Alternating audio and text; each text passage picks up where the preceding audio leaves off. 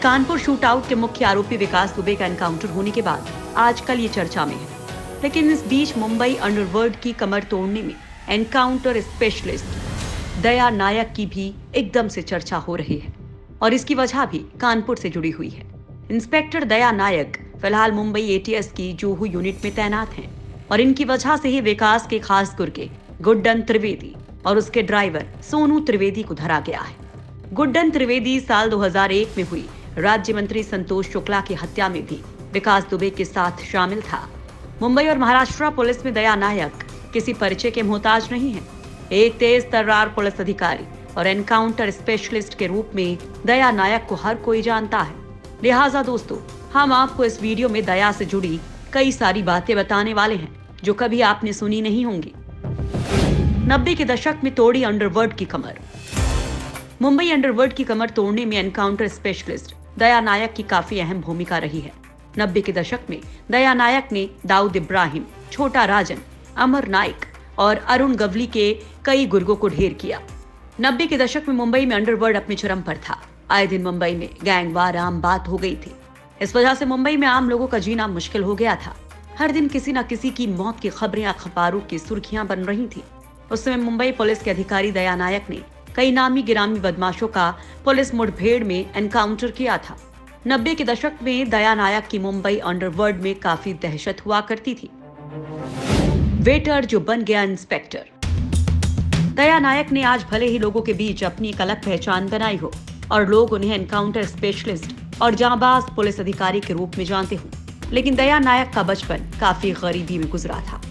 कर्नाटक के उडुपी जिले के एनहोले गांव में पैदा हुए दया नायक की मां का नाम राधा और पिता का नाम बड्डा था। दया नायक अपने माँ बाप की तीसरी संतान है। एक दिन अचानक दया के पिता परिवार को छोड़कर चले गए। उसके बाद से परिवार पर मुसीबतों का पहाड़ टूट पड़ा। संघर्ष के दिनों में दया नायक ने जीवन के कई दिन और रात मुंबई के रेलवे स्टेशन और फुटपाथ पर सोकर गुजारे हैं। परिवार की खराब माली हालत देखकर दया नायक ने 11 साल की उम्र में ही मुंबई जाने का फैसला लिया। मुंबई आने के बाद दया नायक काम की तलाश में दर दर भटकते रहे। इसके बाद मुंबई के एक होटल में दया नायक को वेटर का काम मिला। इस दौरान दया ने लोगों के घरों में नल की टोटी भी ठीक की थी ताकि कुछ और पैसे कमा सके।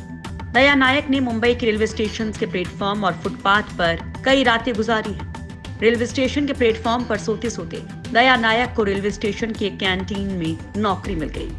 इस कैंटीन में कुछ दिन काम करने के बाद दया नायक वर्सोवा में एक होटल में बतौर वेटर काम करने लगे।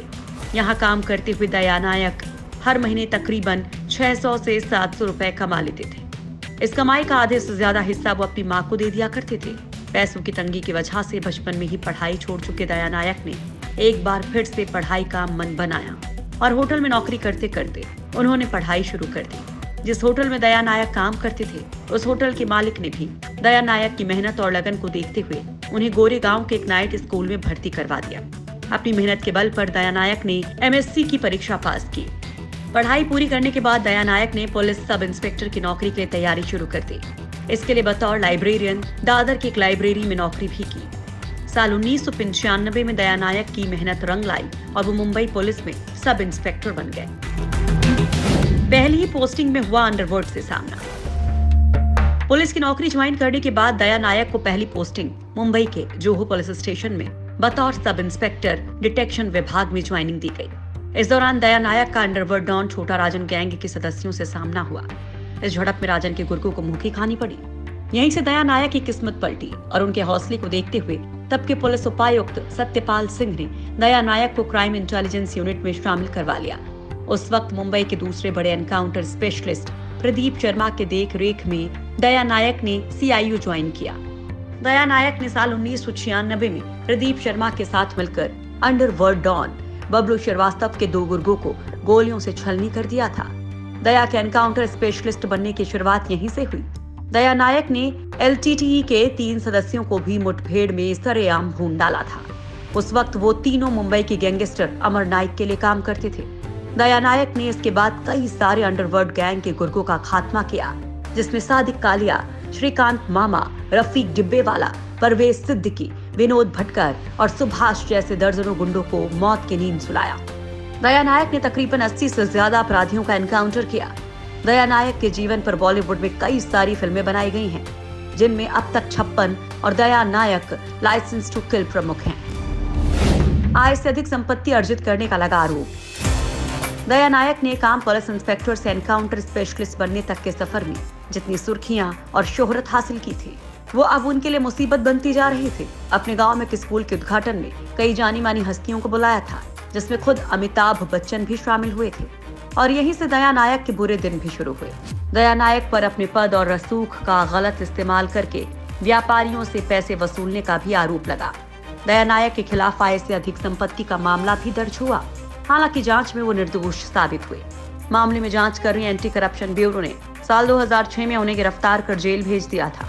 लंबी कानूनी लड़ाई के बाद दया नायक फिर से निर्दोष साबित हुए। साल 2010 में हाई कोर्ट ने उनके खिलाफ लगाए गए मकोका के सभी आरोपों को निरस्त कर दिया था। दया नायक को साल 2012 में मुंबई पुलिस में वापस शामिल किया गया। पुलिस विभाग में दोबारा ज्वाइनिंग के बाद दया नायक को नागपुर में ट्रांसफर किया गया, लेकिन नागपुर में ज्वाइनिंग न करने के चलते उन्हें साल 2015 में निलंबित कर दिया गया। साल 2016 में दया नायक की फिर से मुंबई पुलिस में बहाली हुई और उन्हें साल 2018 में मुंबई पुलिस के अंबोली पुलिस स्टेशन में इंस्पेक्टर के पद पर तैनात किया गया। साल 2019 में दया नायक को एटीएस में ट्रांसफर कर दिया गया। अब दया नायक विकास दुबे के गुर्गों को गिरफ्तार करवाकर फिर से चर्चा में है।